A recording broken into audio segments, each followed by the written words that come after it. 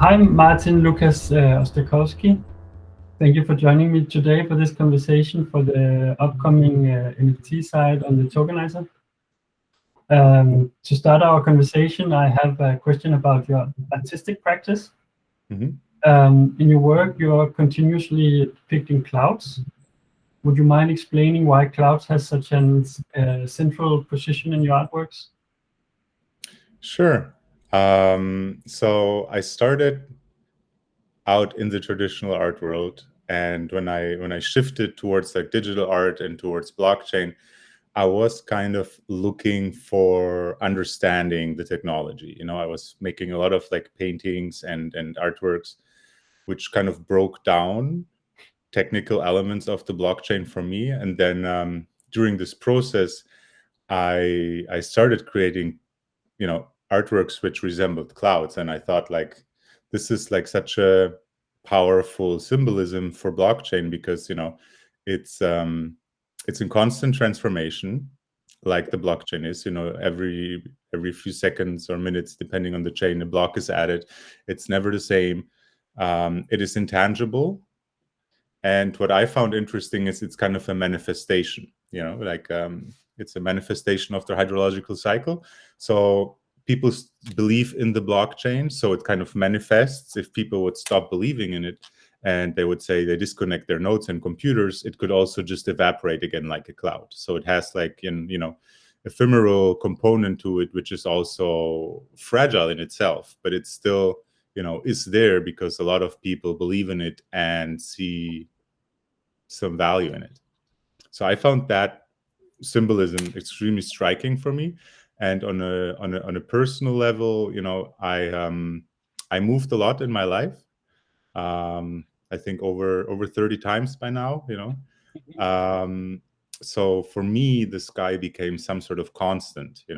It is while I never really have like I feel rooted necessarily to a place anymore, given that I have moved so many times. The sky is a constant, and I think this is also the beauty for using it as my subject and my medium, because it's also universal.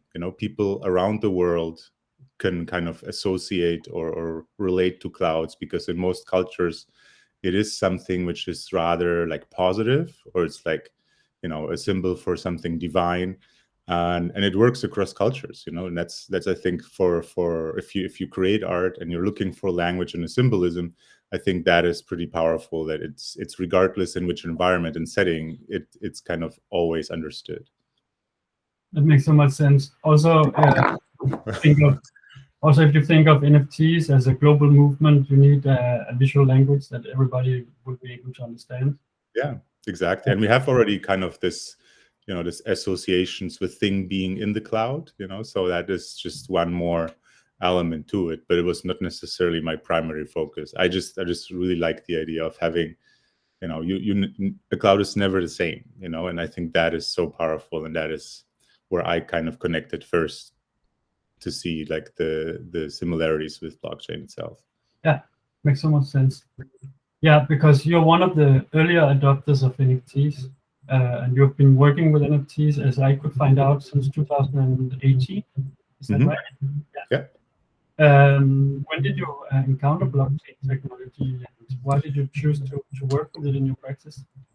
I started researching on blockchain in 2017, and I was kind of very excited. I saw what the technology behind it could be, and I read a lot of books, like to which extent it could kind of reshape a lot of our industries, our aspects of our life. And then I started like thinking, this is something which could totally have an impact on arts as well. So at the end of 2017, I was starting researching like, okay, what are like applications in the arts? And this is how I encountered, like Monograph or the first applications which were more on the registry side and addressing kind of provenance and other things. But it also allowed me to find, in April, basically both super rare and known origin.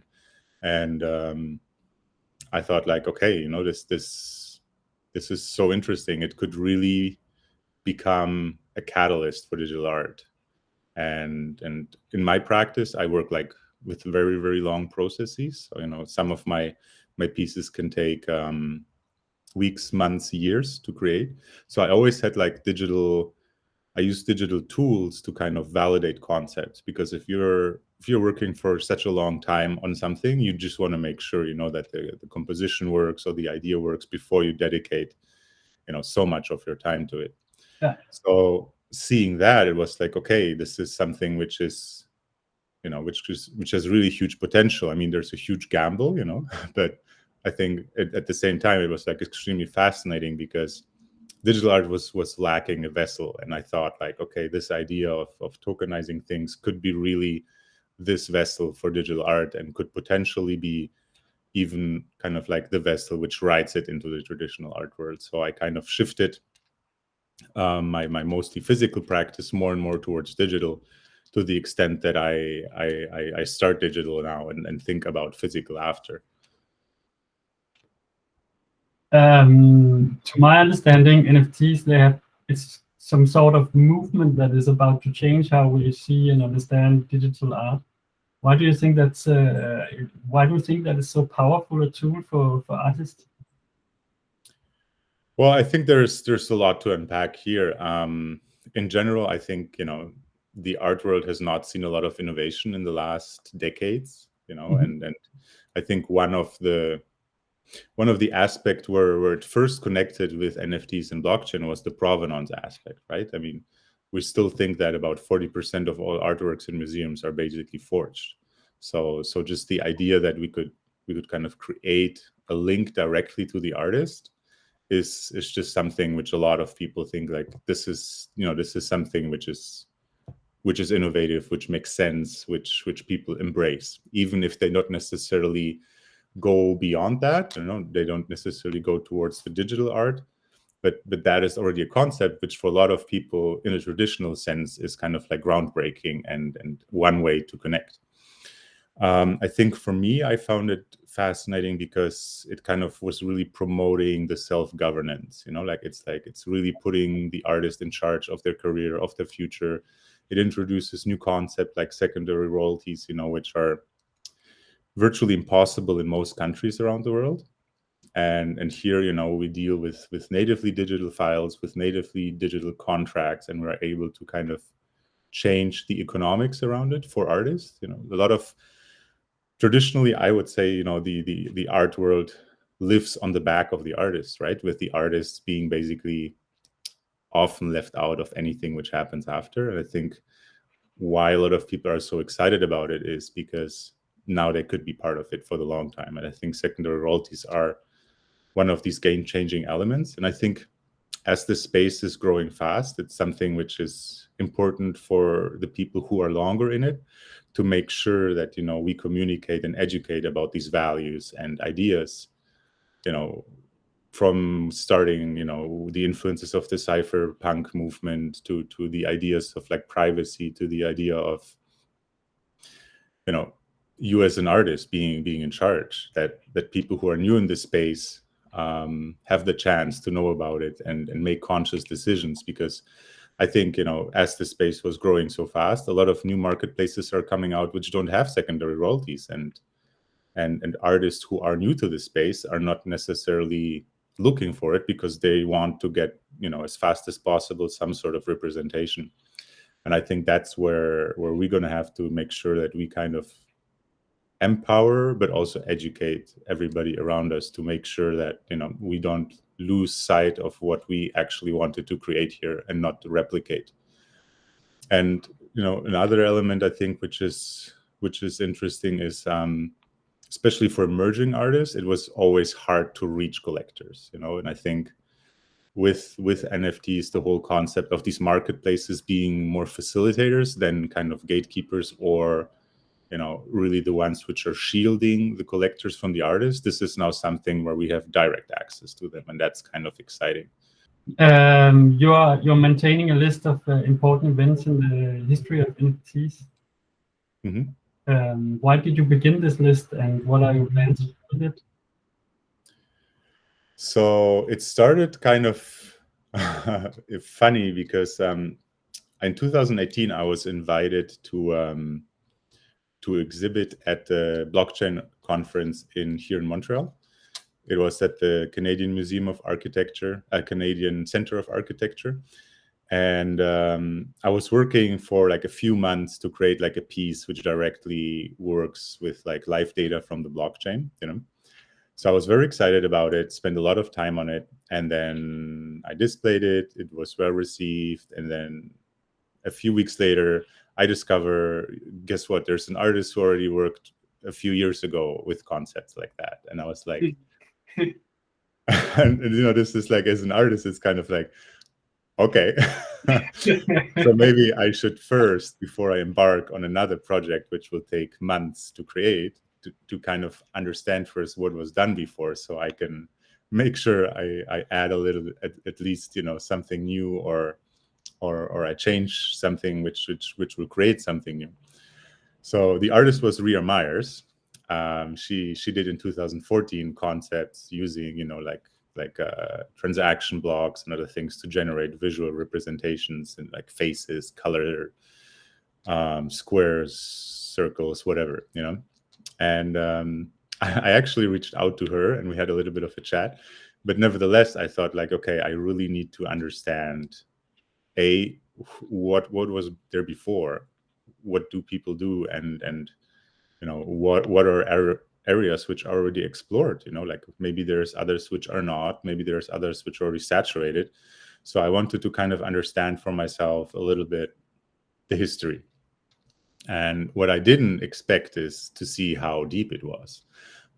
So I thought like, I'm going to just do a little bit of research, make maybe a blog post about it, and then, you know, I can kind of see in which direction I want to, you know, maybe explore the idea, because I was really interested in working with live data. And for me, one concept which really was fascinating is that, you know, a lot of people in crypto are the first time they kind of operate with like investments or with currencies, and they kind of consult charts and other things, you know, like to the point of obsession. And I found that like a super interesting concept to explore. And throughout the years, I'm still playing with artworks which play around that idea. Yeah. But I did not expect that there was already such a broad variety of artworks, which I found conceptually striking, because, you know, right now there's kind of like a focus of NFT as a vessel, right? But like a lot of concepts before that were don't even considering NFTs, or NFTs were like a smallest part of something, you know. They were like thinking broader, using apps and software to generate revenue, which would fund, you know, like bails for immigrants, or would fund like research for environment. And like, you know, these concepts were just so much bigger. And I think that right now we are kind of like a little bit narrow in our vision, what we are trying to do. You know, we're focused right now on this medium and how we can evolve that medium. But I think that eventually we will also look at it again from a broader scale, and interact with it beyond just the medium itself, and being able to sell the NFT, but like thinking more conceptual and wider.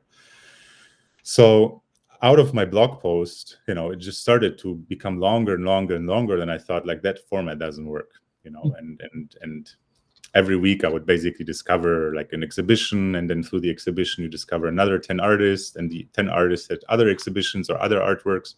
So it just kept growing and growing. And I think right now I'm like at over 300 milestones, and I have, I think, still 200 to really include and research. So it is just like a you know, it's like a huge project. And I think it could be even become a full-time project, because it's just so much which is unearthed on a regular basis. You know, you have like some of these NFT archaeologists which are focused more on like collectibles, but nevertheless, you know, they kind of often bring new projects into the game which lead to other discoveries. So I mean, in general, I think, you know, what I was passionate about it when I started this list is just to give context. You know, I was interested in how and why that, you know, this whole NFT and crypto art movement interact with the traditional art world. You know, how it kind of started? What were the first exhibitions? Where did the narrative go? I was interesting and discovering it myself that in the beginning we were all seeking validation to some sort of sales. Like I noticed it myself. I was including, for instance, record sales in the beginning. But like I think we are beyond that now. And I'm like not interested in that anymore, for the list at least. Because I think we reached the point where we saw like, okay, there is value in it. Yeah. So now I'm like more interested to see, okay, where does it go? Now we see NFTs, despite so many galleries already working with NFTs. For instance, at Art Basel, there was just one really showing them. So is it still like a hesitation? Is it still, that's kind of the questions which interest me. Is it are they afraid of provoking their traditional collectors? Like what are the motives behind it? And I think as we go, it's going to be interesting to see how this shifts. Are we 2 years from now? It's going to be maybe the question, which gallery does not have NFTs? Like this is going to be, I think, interesting to discover and to document. And yeah, I think personally, I'm more interested in this intersection with the traditional artwork, working in both. I'm very curious how that develops. But nevertheless, I try to include to some extent collectibles and games and other things because they kind of often feed off of each other. But I think with this new wave of PFP avatar projects, I kind of slowed down on a lot of that. Yeah. My last question, for now at least, is now you have such a good knowledge and overview of the past. What do you think the future holds for NFTs?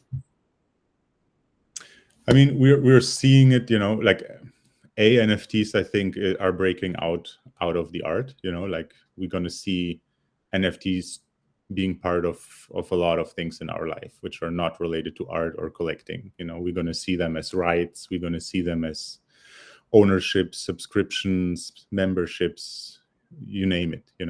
We're going to see it more like as a vessel for digital assets or like membership tickets or I think we would just widen our definition of what an NFT is right now. Then itself, we see already the first projects coming out which kind of dissolve the idea that NFTs are permanent. There might be capacity for them to be continuously evolving, continuously changing, maybe developing over time. And I think I imagine that NFTs will start again being part of an artwork, but not everything. That artists will not just, okay, I create an NFT. It might shift again towards like, okay, I create like a big conceptual idea or a big project or like a movement or something, regarding activism, and NFTs will be just one element of it, being like for funding, being like, to interact with it. But it will, at least I imagine that it will just leave again the stage where, that's the NFT, that's the box in which you create, and that's it, towards like, okay, that is just one element of something which is bigger, and can be explored in a much wider way. It's interesting how you that you mentioned this, because right now we're in a phase where there's like hyper focus on NFTs. Yeah. Could imagine that even galleries and dealers and collectors and museums are like hyper focused and want to understand this. What is NFT? And you're just saying like, yeah, we have to let it go and maybe just make it into a part of a practice and not being so focused on it. Yeah, and we with a couple of other artists, scientists, and gallerists, we wrote in 2019 a definition of what is crypto art, right? From the perspective of different people in the space. And I think it's just interesting to kind of read over it again and see, which kind of wild ideas we had in 2019, and in 2020 on, it doesn't seem that wild at all anymore. and it's like it's interesting if you were to repeat that now. Are we still thinking as boldly, or where did our perception change towards it. But I think nobody expected really that fast of a growth. Mm-hmm. And I don't think it's necessarily always a good thing, because I'm concerned that we lose the focus on these values, which were all motivating us in the first place, just being like a new system, a better system, a just system. There's still a lot of elements which, which we are repeating, which we kind of did not want to repeat. Yeah. So yeah, I think it's gonna be interesting to see, and I think people like yourself who want to tell stories, and I think it's it's a great way to be able to shift the focus again of the things that matter. Great. Beyond just like sales records, Yeah, exactly. Thank you for wanting to talk with me today. I learned a lot, and I'm sure that our listeners and readers will learn a lot from it as well. Sure, my pleasure. Yeah, if you have any other questions, I'm happy to chat beyond this recording. Fantastic. Have a good day. All right, have a good day too.